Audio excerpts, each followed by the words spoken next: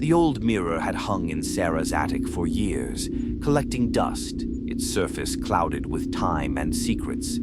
She barely remembered bringing it down, but here it was, leaning against her bedroom wall, catching strange glimmers of light in the night.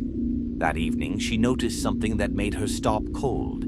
The mirror seemed to be breathing. She could swear it was fogging up, a slow rhythm of condensation, as if something on the other side was alive. Curiosity, tinged with dread, pulled her closer. She ran her fingers along the frame, feeling an icy chill that prickled her skin. Suddenly, she froze, heart pounding. She saw her reflection blink, but she hadn't. Her own eyes, staring back at her with a malicious, unblinking stare, widened into a twisted grin. The lights flickered. A loud thud sounded from somewhere behind her, as if something heavy had fallen. Her gaze darted around the room, but it was empty. She exhaled, nervous laughter escaping her, until her eyes fell back on the mirror. Her reflection was gone. She stepped back, but something cold clasped her shoulder. She turned sharply, seeing nothing. A sound like distant whispers filled the room, voices she couldn't understand, yet somehow they were calling her name. Desperation urged her to leave, but when she turned to the door, it was locked.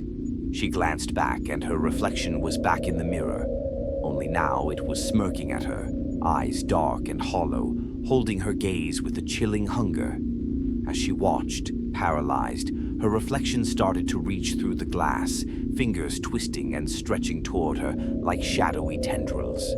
A deafening crack filled the air, and the mirror shattered, sending shards flying. But as Sara stumbled back, her face drained of color. One shard, the largest, stayed suspended in the air, reflecting not her face, but a twisted version of herself, grinning with empty eyes, whispering, "Now it's your turn." In the silence that followed, she realized with creeping terror that it wasn't the only thing left behind in her room. The whispers began again, this time louder, as shadows coiled around her ankles, dragging her toward the empty mirror.